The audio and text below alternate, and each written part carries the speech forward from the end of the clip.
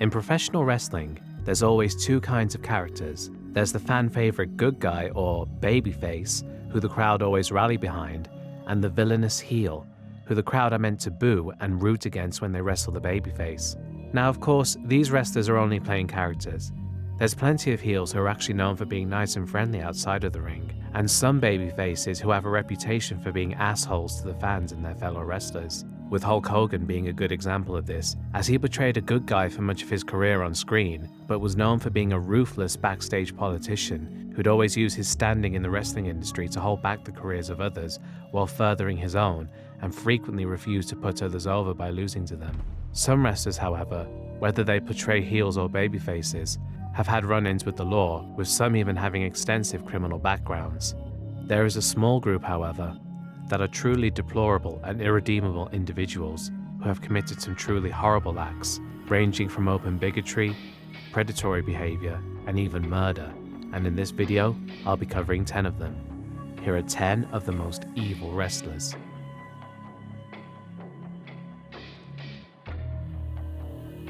Hoyt Richard Murdoch was an American professional wrestler born in 1946. He was a second-generation superstar, being the stepson of Frankie Hill Murdoch, and also grew up with future wrestling legends Terry and Dory Funk. After starting his wrestling career in 1965 and wrestling in a tag team with Don Carson, he eventually found himself tagging with a man who had become one of the most iconic and influential people in wrestling history, the American Dream Dusty Rhodes, in a tag team called the Texas Outlaws. However, this team did not last long, and after the split, Murdoch would wrestle throughout various territories in the United States, and eventually went to wrestle in Japan, where he would have high-profile matches with All Japan Pro Wrestling founder Giant Baba, and even got to wrestle another one of the all-time greats, Harley Race, for the NWA World Championship. In 1980, he returned to the US and wrestled in the Mid-South Wrestling promotion, where he teamed with the Junkyard Dog. By this time, he had adopted a gimmick similar to that of his real-life persona, a beer-drinking working man, which earned him the nickname Captain Redneck, because, and these are not my words, he, quote, really embodied every attribute of the stereotypical white trash redneck. Considering details that would come out about him years later, it's surprising to see Murdoch willingly teaming with an African-American wrestler, and he and Junkyard Dog even became tag team champions. In 1981, Murdoch returned to Japan for what would be his most successful run, where he would wrestle against legends like Tatsumi Fujinami and even scored a victory over Antonio Inoki, probably the most iconic and influential wrestler in Japan's history. While teaming with Stan Hansen, another Texas wrestler and future Hall of Famer, he even had encounters with a young Hulk Hogan. Despite his success, Murdoch actually harbored a dark secret that the fans were unaware of. Among his fellow wrestlers, he was known to be a racist bigot who displayed hatred towards minorities, particularly African-American wrestlers. Rocky Johnson, father of Dwayne "The Rock" Johnson, once told a story that Murdoch intentionally and repeatedly kicked him for real during a match because of his skin color. Johnson warned Murdoch that if he continued, he would go into business for himself and knock Murdoch out cold. Murdoch ignored the warning and continued hitting him. Johnson then proceeded to knock Murdoch out cold and left him a bloody mess as the match was thrown out. There's also a story of Murdoch taking Dusty Rhodes for a drive and not telling him where they were going. When they finally arrived at their destination, Rhodes was shocked to find that Murdoch had taken him to a Ku Klux Klan meeting. Rhodes, however, politely asked that Murdoch take him home. Indeed, several wrestlers have stated that Dick Murdoch was a card-carrying KKK member. In 2018, Tony Atlas recounted a story in which he and fellow wrestler Tommy Rich were told about an event happening in a local park, saying it was a party that Atlas and Rich should go to because, quote, they'd be the life of the party. When they arrived, Tommy Rich immediately told Atlas to get down and hide. When Atlas got down, he saw that only a few feet away was a KKK member patrolling the area armed with a shotgun. Murdoch had sent Atlas and Rich to a Klan rally as a joke, knowing full well that the two of them could have been seriously injured or even killed. When the two of them told him what had happened, he just laughed, reveling in the fact that he'd made them fear for their lives. So I would go back dressed like a Dickie. Why are you trying to do this? And he said, well, we didn't think you were going to really go. And it was just a rip. So was Dick Murdoch actually in the KKK, or was that just a rumor? No, he was out there. He told me he was. He told me himself. That came straight from his mouth. Rocky Johnson told us that he was as well, so... Yeah, well, Dick didn't hide it. He wasn't ashamed of it. Murdoch died of a heart attack in 1996 at the age of 49, and since his death, he's never been acknowledged by the WWE, despite the company owning all of the footage of his matches in the US. They tend to avoid bringing up wrestlers with controversy surrounding them, and, naturally, don't want to bring attention to a man who openly flaunted his association with the world's most infamous hate group. There will certainly be people on this list who are worse than Dick Murdoch, but there's no denying that as an open racist, he was definitely an awful person.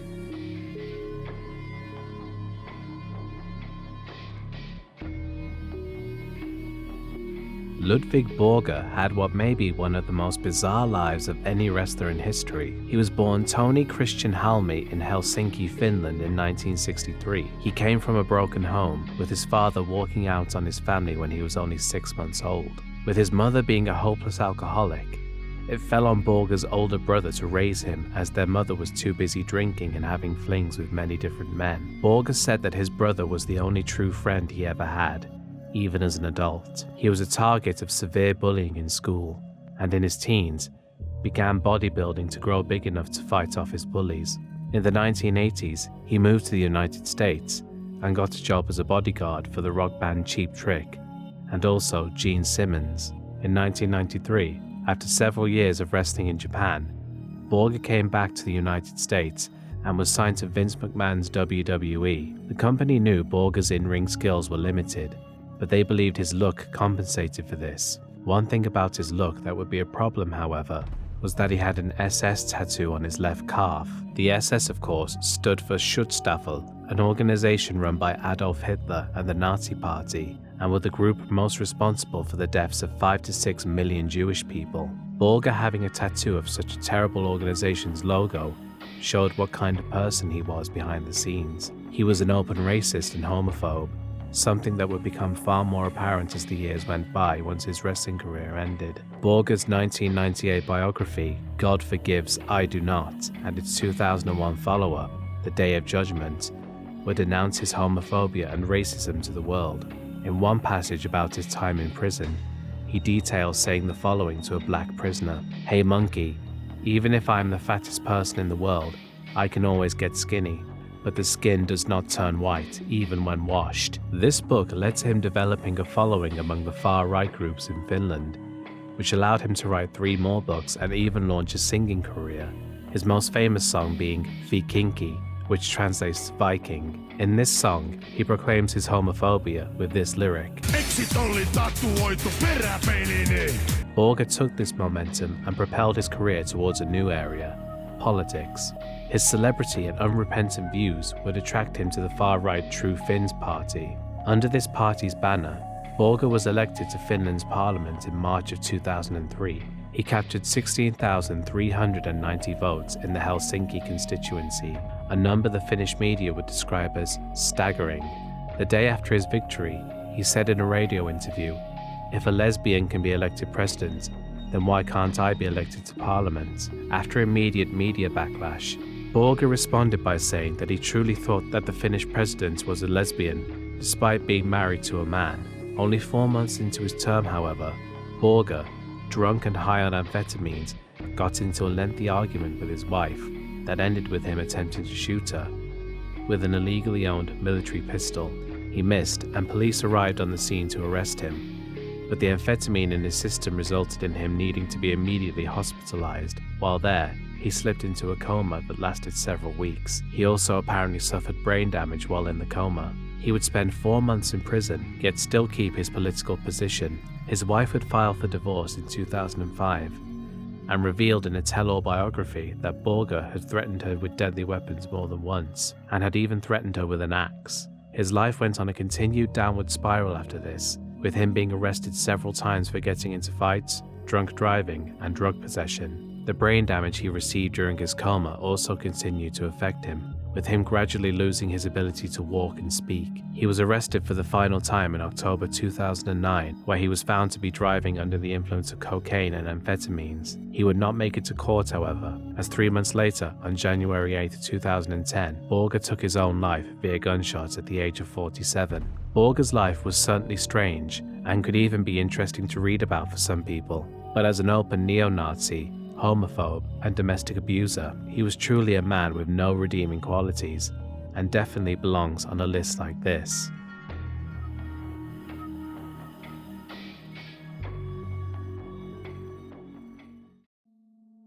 Tom Billington was a British professional wrestler born in Lancashire, England in 1958. His family had a long history of taking part in combat sports, with his father, uncle, and grandfather all being boxers, and prior to that, his family actually had a history of being executioners. He began his career in 1976, and after spending 2 years wrestling in the UK, he was scouted for Stu Hart's Stampede Wrestling promotion in Calgary, Alberta, Canada.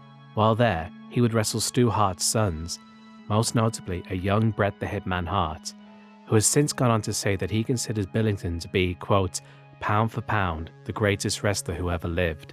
It was in Canada that Billington would begin to take steroids after being introduced to them by fellow wrestler the Junkyard Dog, and would also start taking speeds, which he had been introduced to by Jake the Snake Roberts. After wrestling in Canada for a year, Billington made the move to Japan.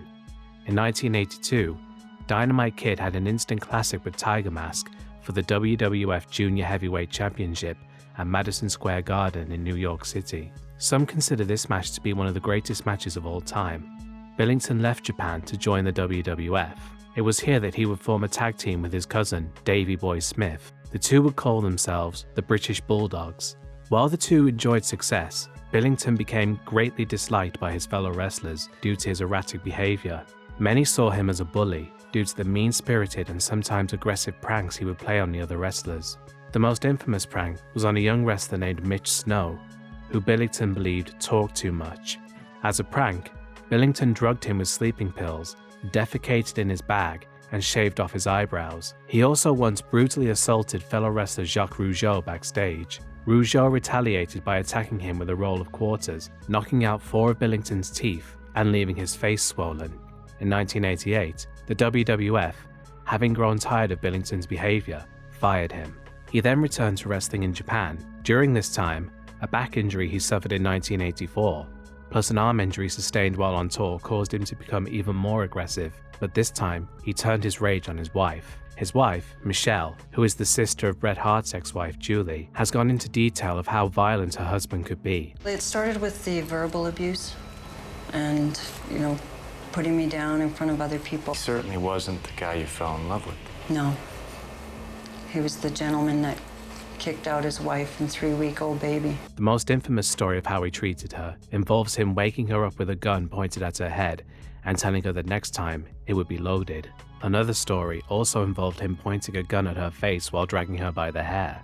Billington's abuse of his wife pushed her to consider taking her own, as well as those of her children, so that they could all escape from him. I just wanted to get out, and the way I was going to get out was I put my 2 children on the bed, the master bed, Bronwyn and Merrick. And Tom had a lot of guns, so I went to get his gun. And I wanted to shoot Bronwyn and Merrick, and then myself. And the only reason I didn't do it is because I couldn't guarantee that we would all. Finally, in 1991, Michelle bought Billington a plane ticket back to England, making it clear that she wanted him out of her and their children's lives. He responded by telling her to leave their home instead. She refused, which enraged him. Billington grabbed a gun, threatening her to leave and even putting the gun to her head. All the while, their children watched in hysterics. Michelle called the police, but ultimately, she took the children and left. He returned to the UK later that year. Over the next few years, he continued his hard drug use, which ultimately took their toll on his body. He had his final match in 1996, by which time he had lost all the muscle he built up during his years of steroid abuse. He had grown so thin that his tights no longer fit him, and as you can see in this footage, he just seemed tired and weak, and only seemed capable of performing rest holds, with his only actual move in the match being a tombstone piledriver. The very next day after the match, he he suffered a seizure at the airport and had to be hospitalized. This was how his career ended. The next year, Billington, who had a long history of injuries to his legs and back, mostly brought about by his use of the flying headbutt as his finisher, which caused irreparable damage to his spine, lost the use of his left leg, which confined him to a wheelchair for the rest of his life. He would die on December 5, 2018, his 60th birthday. His ex-wife Michelle believed that his steroid use was the cause of his violent nature, but even if that's the case, that doesn't excuse his cruelty to her and their children. He's considered to be one of the greatest wrestlers to have ever lived, and while there's certainly no disputing his talent, there's no denying that he was a cruel man who didn't even consider his actions to be overly violent. I don't think it was violent. I mean, I put a shotgun under it in once, but I had no shells. I only pretended that. Seeing how he turned out makes you think that karma really does exist.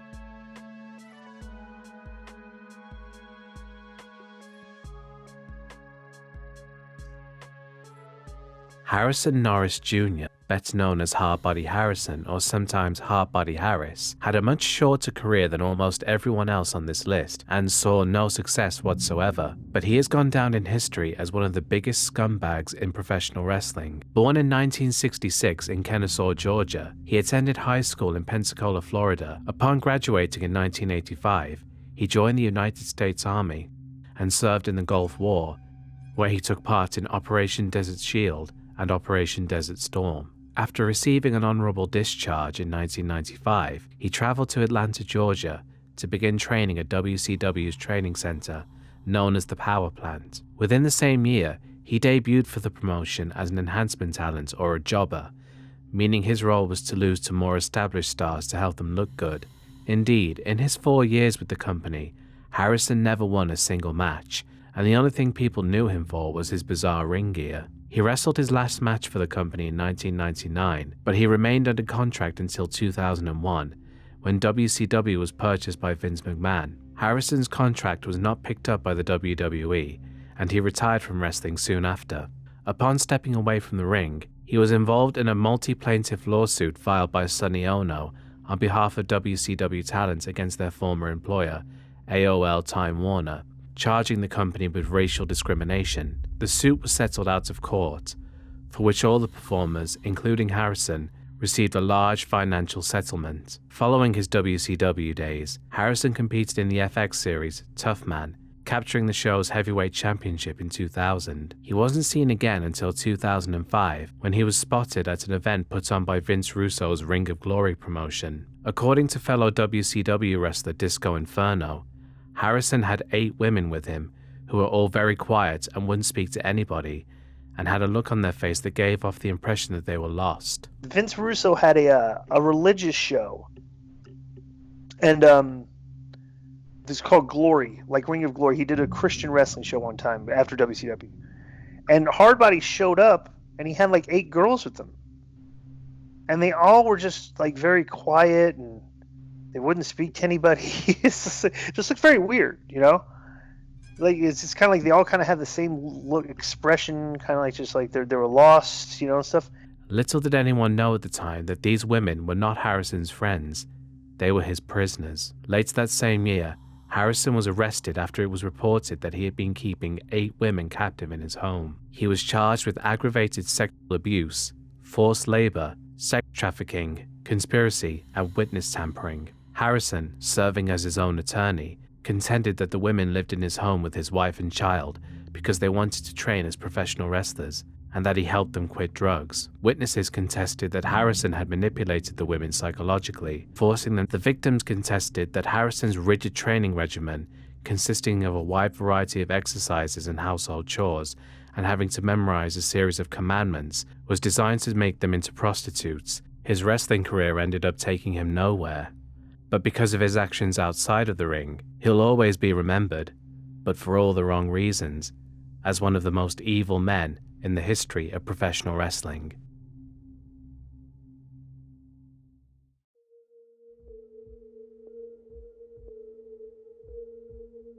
Aurelian Smith was a professional wrestler from Whitesboro, Texas, born in 1932. Originally an oil worker, he took up wrestling in 1958, adopting the name Grizzly Smith, no doubt inspired by his large 6'10" frame and hair-covered torso. He was yet another wrestler on this list who never really saw much success, despite having a long career. The highest profile match he had was against the legendary Classy Freddie Blassie for the NWA Georgia World Heavyweight Championship, but he lost the match. His wrestling career isn't worth talking about, as nobody really remembers him for his in-ring work. These days, Grizzly Smith is more infamous for his life outside of wrestling. To put it simply, this man was a monster. He fathered his first child in 1955 at the age of 23. At the time of the child's conception, he was dating a single mother who had a 13-year-old daughter named Paula.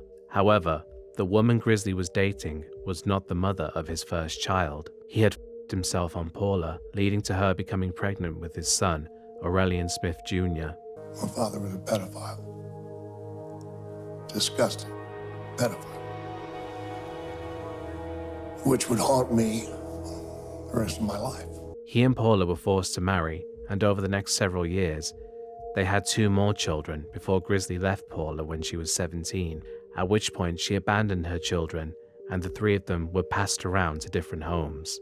After leaving Paula, Grizzly remarried to a woman named Marcia, who was only 16 when the 2 married, with his eldest son, Aurelian Jr., coming back to live with them after the death of his grandmother. Marcia would abuse Jr.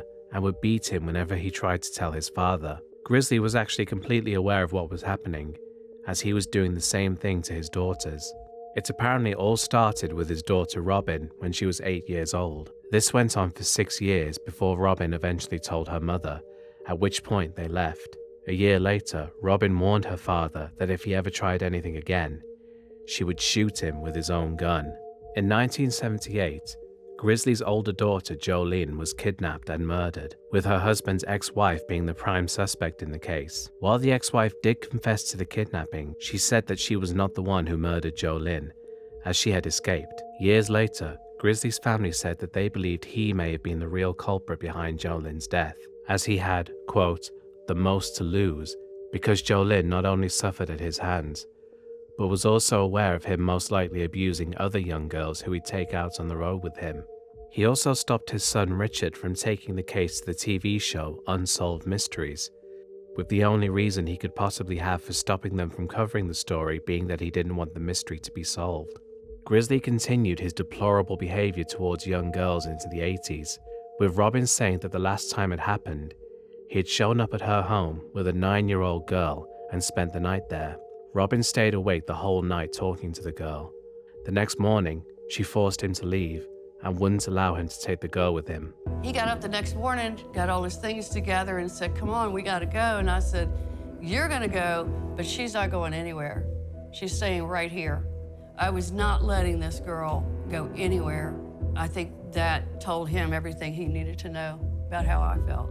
3 of Grizzly's children would also become wrestlers. Robin would become known as Rockin' Robin and would see some success in the WWE, winning the promotion's Women's Championship. Michael Smith would become known as Sam Houston. He seemed to be Grizzly's favorite son, as Michael is said to have idolized him, and most likely would have sided with his father if he had known about the abuse his siblings suffered at his hands. His career was not successful due to his many run-ins with the law related to drink driving, which eventually saw him sentenced to 10 years in prison in 2005. Grizzly's eldest son, Aurelian Jr., was the first of his children to take up wrestling. He chose to become a wrestler out of hatred for his father, who would constantly tell him that he was a failure and never amount to anything. Junior wanted to overshadow his father, not just to spite him, but also so he'd be proud of him. He didn't want me in wrestling, period. In fact, he got me fired a couple places, asked the promoters to fire me. Father looked at me and said, I'm ashamed of you, you're gutless, and you'll never amount to anything. That was my whole drive. I got into wrestling because I hated my father. And I was gonna break it off in his ass. I wanted to hear my father say, I'm proud of you, son. Aurelian Jr., of course, would become known exclusively as Jake the Snake Roberts, one of the most famous wrestlers of the 1980s and a WWE Hall of Fame inductee. Grizzly Smith would become all but forgotten. It wasn't until the 1999 documentary Beyond the Mat where he would finally appear on screen again, although his appearance follows a scene in which Jake Roberts details the story behind his conception and what kind of a man his father was. My mother was 13 years old when I was born. Why? Because my dad The little girl that was in a room asleep. My dad was going out with my mother's mother. There you go. There's some bones for Jake the Snake. When he's being interviewed, Grizzly actually had the nerve to say that he loved Jake and that he was born out of love. He's got a lot of good qualities, and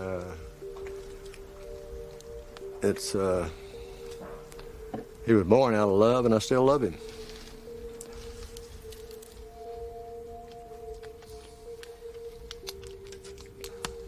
But considering Jake has said that Grizzly never apologized for anything he put his children through, he was obviously lying.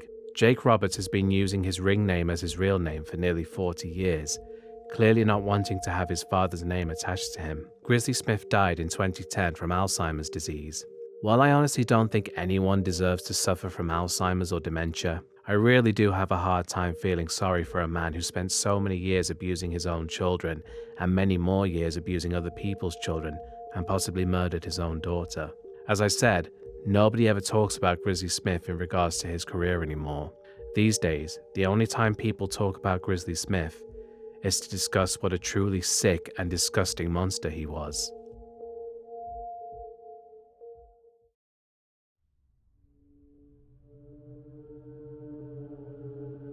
You used to be a wrestler, didn't you? Is that right? I still am. Oh, yeah. I'm feared in every girls' school in this country.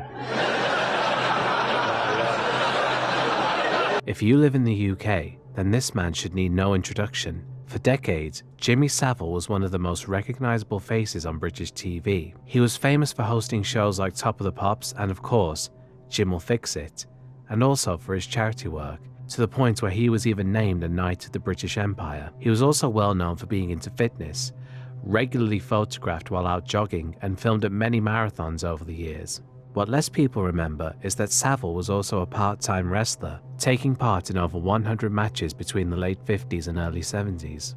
When he began wrestling, he was already a popular radio DJ in the north of England, particularly in his hometown of Bolton, and already had contacts with wrestlers.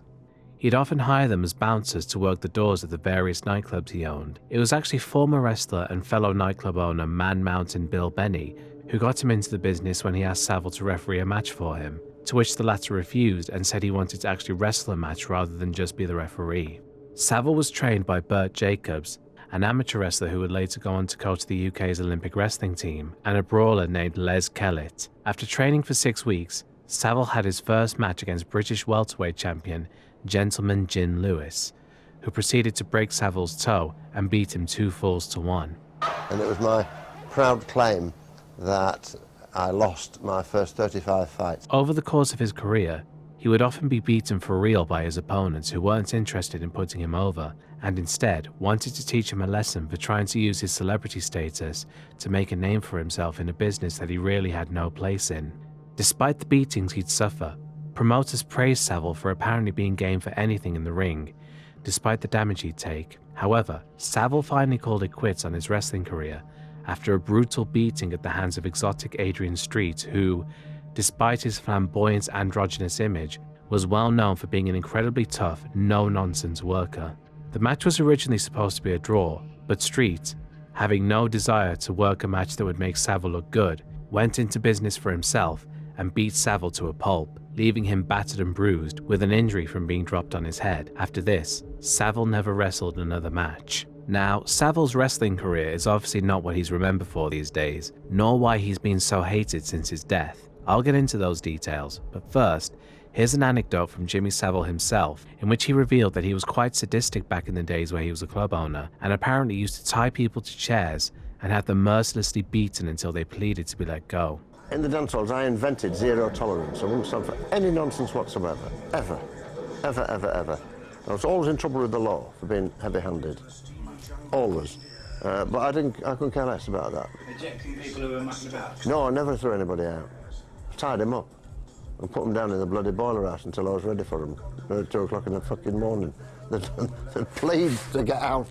You know, if a copper came and said, you was a bit heavy with them, with that kid or those 2 guys, whatever, I'd say, your daughter comes in here. She's 16. She's not supposed to come into town, but she does, and she comes here. I presume you'd like me to look after her. If you don't want me to look after her, tell me, and I'll let them dirty slags do what they want to her. All right, Jim, all right, all right, all right. All right, then. Give me a fucking hard time, then. Yeah, you're right, you're right. You didn't give the bastard half enough, I'll tell you, Jim. Thank you, goodbye. And never got nicked. And I've never altered. I've got a zero tolerance for me. Savile laughs as he remembers this, showing that he enjoyed seeing other people suffer. He was also known to despise children, despite presenting Jim'll Fix It, a show in which he arranged for children to take part in experiences they'd always dreamed of. People who worked at the BBC at the same time have said that children weren't exactly fond of Savile either, with many of them finding him to be creepy. Obviously, I don't hate him. That's number one. So why would you say that then? Because we live in a very funny world. And it's easy for me as a single man to say, I don't like children, because that puts a lot of salacious tabloid people off the hunt. And it's here that we come to what has made Jimmy Savile quite possibly the most hated man in the history of British television. Savile had a strong working relationship with Stoke Mandeville Hospital, being a public fundraiser for the facility. He was given free rein to walk around the hospital, visiting children. However, nurses at the hospital would sometimes tell the children there to pretend to be asleep when Savile was visiting. Years later, it would be revealed when, following Savile's death in 2011, hundreds of women came forward accusing him of indecent assault when they were young. Some of these allegations went as far back as the 1960s, and the accusations mostly came from people who were abused by Savile at Stoke Mandeville, Leeds Hospital, Duncroft School, and on the sets of Top of the Pops and Jim'll Fix It. Many of them had reported the incidents to the police over the years, but none of them amounted to anything.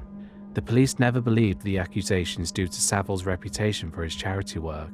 Another reason that the allegations never resulted in Savile facing any repercussions during his life is due to him having so many friends in high places, as he was known to be well acquainted with the royal family, politicians, and executives at the BBC. Thanks to this, he was able to keep any controversy from sticking to him. It's believed that a lot of people who knew of Savile's antics and had a dislike for him, mostly comedy writers, attempted to hint at what Savile was doing through jokes on their TV shows. 8-year-old girls love Jimmy Savile, though, don't they? And of course.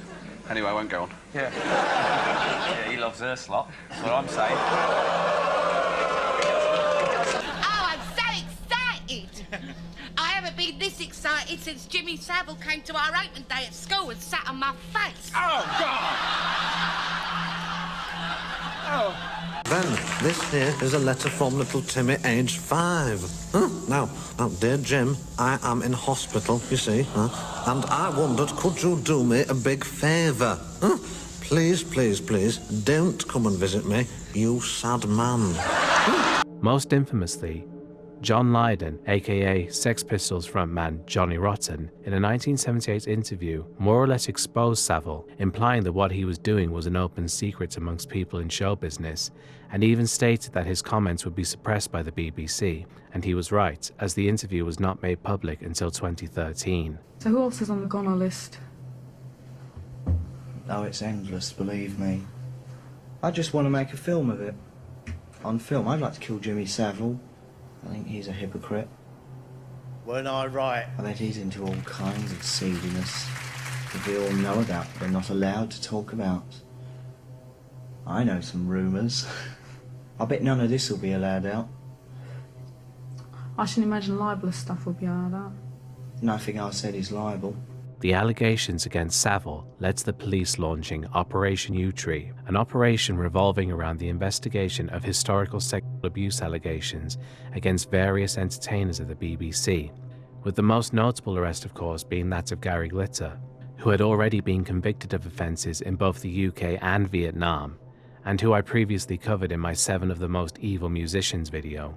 Jimmy Savile's presence in wrestling may have been the least significant out of everyone on this list so far, but out of all the entries, the revelation surrounding him and his evil actions is by far the most extreme, as it rocked an entire nation to its core.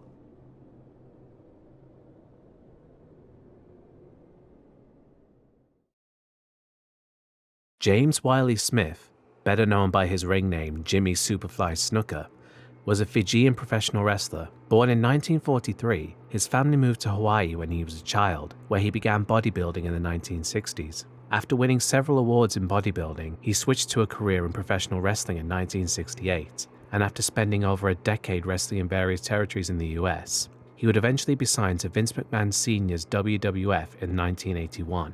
Originally wrestling as a heel, he would have several matches against Bob Backlund during the latter's 6-year reign as WWF champion. The two had a classic cage match at Madison Square Garden in 1982, during which Snuka jumped from the top of the cage, a move which led to the bout being declared Match of the Year by Pro Wrestling Illustrated. The match also led to Snuka being a fan favorite despite being booked as a heel, due to the fans being wowed by his high-flying, high-risk wrestling style. He performed the same stunt in another Madison Square Garden cage match the next year, which is considered to be the defining moment of his career. Several future wrestlers, most notably a young Mick Foley, were in attendance that night and cited the moment Snuka jumped from the cage to be what inspired them to become wrestlers themselves. This was the peak of his career, however, as besides a few high-profile angles he was involved in, his career never really evolved past this point. By the late 80s to early 90s, Snuka had essentially become what is known as a jobber to the stars, whereby he would always lose to younger rising stars, but at the very least still have good matches. During this time, he earned the distinction of having been the first wrestler to lose to The Undertaker at WrestleMania, beginning the latter's undefeated streak at the pay-per-view that would go unbroken for over 20 years. Snuka's career would continue for many years after this, and he would even be inducted into the WWE Hall of Fame. But for as well remembered as he is for his in-ring accomplishments, for much of his life, there was a dark shadow hanging over him for an incident that occurred in 1983. At some point before the incident, Snuka had been introduced to a young woman named Nancy Argentino, who he had met backstage at an event at Madison Square Garden, and though Snuka was already married at the time, the two began an affair soon after. Nancy's family wasn't sure what to make of Snuka, as he was very quiet and kept to himself, with him only occasionally talking around them, and even then he only spoke to Nancy. Snuka also had a violent side, which was brought about by his cocaine use. Nancy's sister recalled one incident where Snuka threatened to kill Nancy while they were having dinner. He attempted to make amends by offering Nancy's sister a bag of cocaine as an apology. This was not an isolated incident, as sometime later, Nancy's sister received a phone call at 2 a.m. Nancy was screaming at her down the phone saying, "He's chasing me." Nancy's sister then called the police, who arrived at the hotel Snuka and Nancy were staying at to find Snuka grabbing Nancy by the hair, and upon attempting to intervene, were met with, quote, almost superhuman strength from Snuka, who resisted arrest. Snuka was arrested for assault and harassment, but would avoid jail time due to an affidavit signed by Nancy. Her family begged her to stay home and avoid Snuka. Unfortunately, Nancy did not heed their advice and went back to him.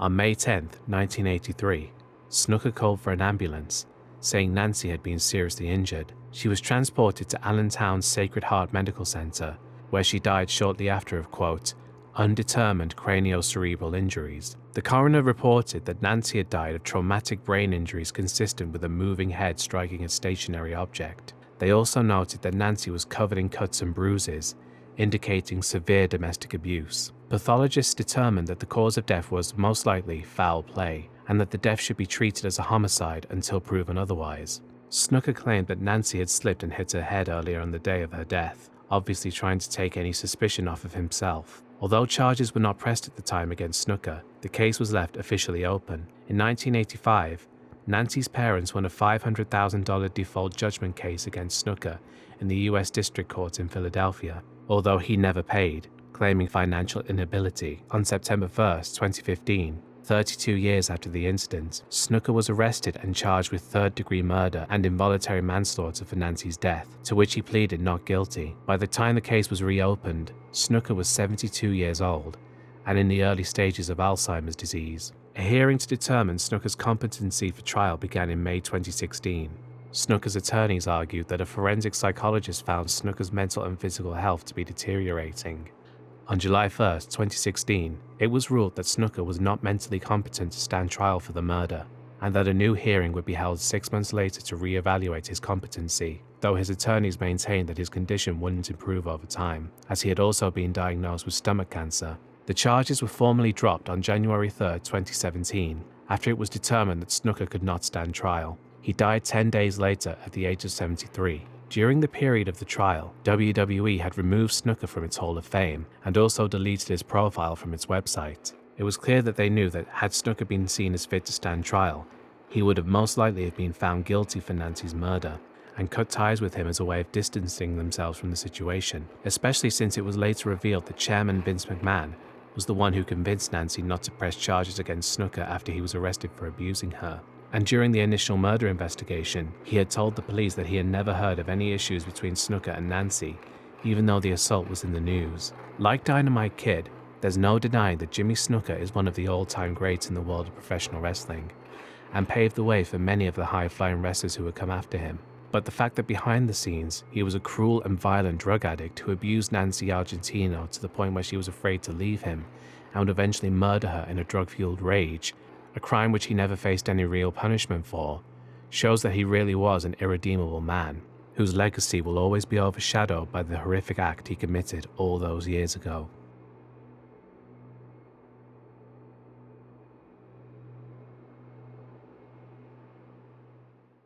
Brian Michael McGhee is a former professional wrestler born in 1984 in St. Louis, Missouri. He apparently had a rough upbringing, with his parents never having much money, meaning he and his siblings would often have to go days without a proper meal, and would have to ration every bit of food they got to survive. His family's low income and social status led him to being bullied throughout much of his time at school. Growing up, he always dreamed of becoming a professional wrestler. This motivated him in sports at school, and he became a varsity athlete in a number of sports. He also briefly served in the Navy after graduating high school. After spending some time working in a pawn shop, he decided to finally make the jump to wrestling in 2006. With his 6'7", 280-pound frame, McGhee towered over most of his opponents, which made him a big attraction on the indie scene. After making a name for himself and winning several championships on the Midwest wrestling scene, he was ranked 476 out of 500 in Pro Wrestling Illustrated's Wrestler of the Year ranking in 2009. In 2010, McGhee landed himself a developmental deal with the WWE, where he would wrestle in their developmental territory, Florida Championship Wrestling, under the name D.T. Porter. He would spend 2 years wrestling there, going up against the likes of Eric Rowan and future WWE champion Big E Langston. In 2012, McGhee was released from the company after spending a year out of wrestling with an injury. McGhee has since stated that he did not enjoy his time wrestling for FCW due to the ridicule and harsh treatment he'd received from the trainers there. He expressed his feelings in a Facebook post that read, "Guys, I don't know how much longer I can handle this. Every day is a constant struggle to keep my sanity. I love wrestling, and it's all I ever wanted to do. Already going crazy since I've been injured for like 10 months now, but it gets worse. Every day a trainer goes out of his way to rib or disrespect me in front of the boys because I've been out for so long. I can't clear myself. I want to wrestle more than anything, but I don't even know who I am anymore. It's so fucking hard. I just feel it just building inside of me, and I don't know how much longer I can contain it. I have daydreams of just fucking everyone up on some real shit. I'm not a kid, I'm a man. But what do you do when the people in charge of helping you get to the main roster are the ones making your life the hardest? I've been drinking almost every day. It's to the point where I keep vodka and gin in my trunk.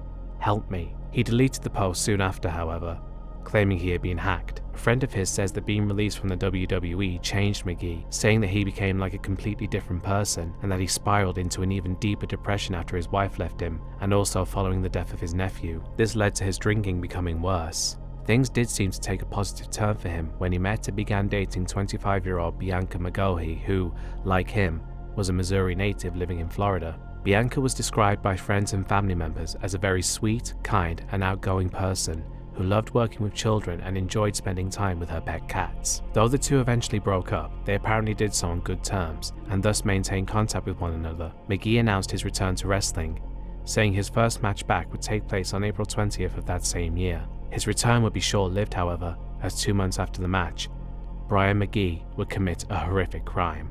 On July 24th, 2013, Bianca McGhee returned home to find McGhee was parked nearby. She went to see what he was doing there.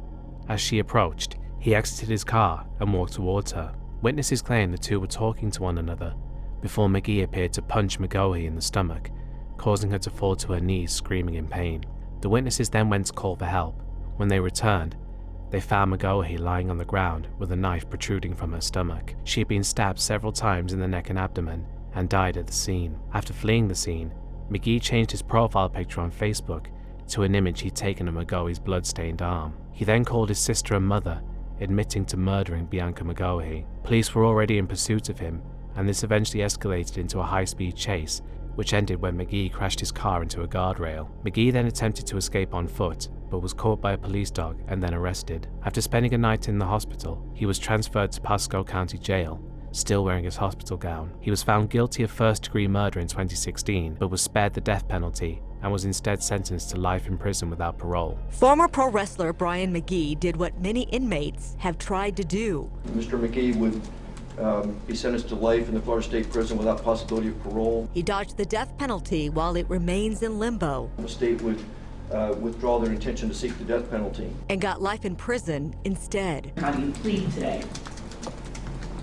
Guilty. Are you pleading guilty because you believe it's in your best interest to do that? Yes, ma'am. While McGhee avoids the possibility of death row, he will never leave prison alive. Do you understand that in the state of Florida, life means life? Yes, ma'am. He is currently serving his sentence in the Appalachia Correctional Facility in Florida, punishment for the truly horrific and unforgivable crime he committed.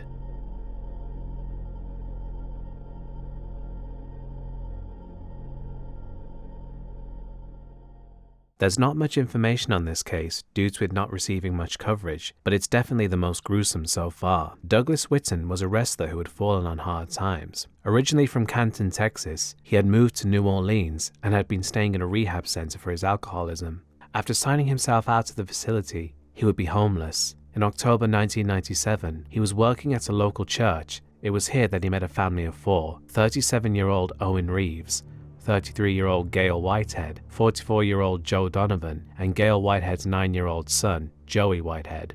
After speaking to the family and telling them his story, they took pity on him and offered him a place to stay with them at their home at 426 Borden Street until he managed to get back on his feet. A week later, Owen Reeves' co-workers called the police, saying that he hadn't come to work in almost a week and had not made any contact. When the police arrived at the family home, they were shocked to find that the four of them had all been brutally murdered, with the murder weapons having been a knife and a blunt object similar to a brick or a rock. Douglas Whitton was nowhere to be seen. On the night of October 16th, a homeless woman named Jamie Rourke and her boyfriend David Smith, where he appeared to be wandering around aimlessly, carrying a duffel bag. David Smith was already acquainted with Whitton, having known him for 4 months to that point. The three of them had dinner together and managed to put enough money together to rent an apartment for the night. The next afternoon, Whitton told Rourke that he had done, quote, something bad, but wouldn't say what. That same day, while at the laundromat, Rourke saw a newspaper about 4 murders. Rourke and Smith then confronted Whitton about the article, believing he was the perpetrator of the murders. Whitton admitted to murdering Gail Whitehead because she would tease him and pull on his hair. He then killed Joe Donovan before finally killing Owen Reeves and Joey Whitehead. Rourke and Smith went to the police after he told them this, who told them to lure Whitton out so he could be arrested. Rourke went with the police to the warehouse where she, her boyfriend, and Whitton were staying and convinced Whitton to come out to help her carry a bag of dog food, at which point the police arrested him. In his confession, Whitton stated that he, quote, flew off the handle. He further stated that he had never gotten along with Gail and that she made fun of him and stole from him. He remembered her looking up at him and said that he hit her with his hands. He also stated that he, quote, sliced the victims and poked them with a frog gig to make sure they were dead. He could not remember doing anything to Donovan. He recalled Reeves walking in and asking him where Gail and Joey were. He also recalled Reeves asking why a table was on its side. And when Reeves went over to investigate after Whitton said there was a mouse in there, he hit Reeves on the head with a piece of marble. Whitton pleaded innocent to the charges, saying that he blacked out and wasn't aware of what he was doing. This plea did not work, however, and he was sentenced to life in prison without parole. There's no information on Whitton following his conviction in 1999, but he is obviously still in prison and will remain there until the day he dies, as punishment for the truly despicable act he committed all those years ago.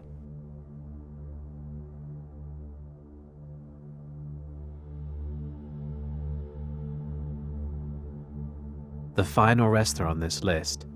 I believe I have definitely saved the worst for last, as Juana Barraza is, without question, pure evil. She was born Juana Barraza Sampiero in rural Hidalgo, Mexico in 1957. Her parents were Trinidad Barraza, a police officer, and Justa Sampiero, an alcoholic prostitute. When Juana was only 3 months old, her mother abandoned her father to begin a relationship with her own stepfather, who Juana would subsequently come to view as her father figure due to being separated from her biological father.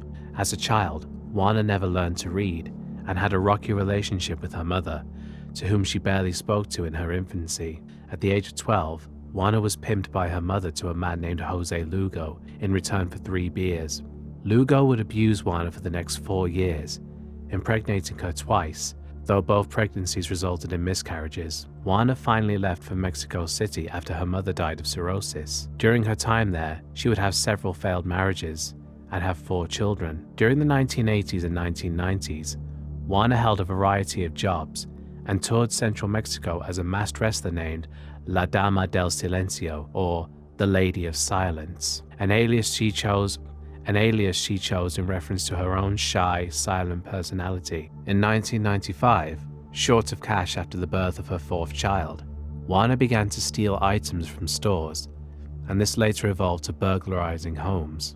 In 1996, she hatched a plan with a friend, Araceli Tapia Martinez, to steal from the elderly. The two dressed in white clothes and pretended to be nurses in order to gain access to the homes of elderly people living alone, robbing them once they were inside.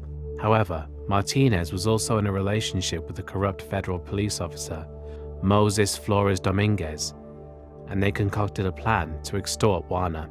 Dominguez met Juana after a burglary that she had committed alone, and he demanded 12,000 pesos in return for not arresting her. In the year 2000, Juana retired from wrestling, where she earned 300 to 500 pesos per fight, and her situation became desperate. Around this time, brutal murders of elderly people in Mexico City began to increase, fueling press speculation about the existence of a serial killer dubbed El Mata Viejitas.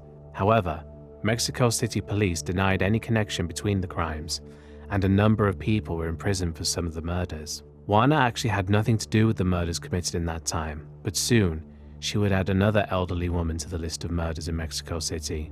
Juana's first victim was Maria Gonzalez Anaya, who was killed on November 25, 2002. Once in her apartment, Gonzalez made comments that Juana considered derogatory. She was infuriated by this and beat Gonzalez just before fatally strangling her with her bare hands. Juana did not kill again for 3 months, and she might have been inspired to do it again by existing stories about the Mata Viejitas.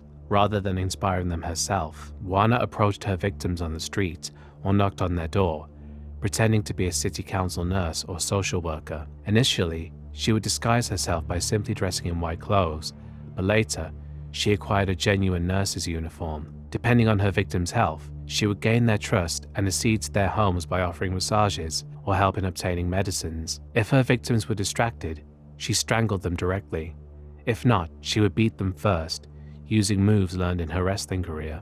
Though she carried a bag with medical tools as part of her disguise, Juana usually strangled her victims manually, or with a ligature taken from the victim's own home, which she would leave at the crime scene. She would also rob the victims after killing them, mostly for her own gain, but she would also keep some of their items as trophies. The crimes increased sharply afterward. By November 5, 2003, police had enough evidence and witness testimonies to believe that a serial killer was involved, and that it was a tall person posing as a city council nurse or social worker to gain the victim's trust.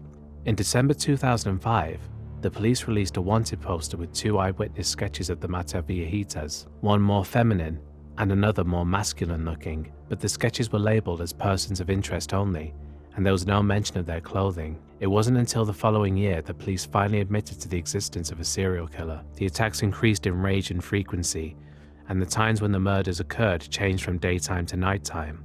The killing of 82-year-old Carmen Camila Gonzalez Miguel on September 28, 2005, officer patrols in the areas where the killer was active increased. Pamphlets advising the elderly to be wary of strangers were distributed, along with new sketches, and the police even paid elderly women to act as bait in the park areas. The lack of murders after October made investigators consider that the killer had committed.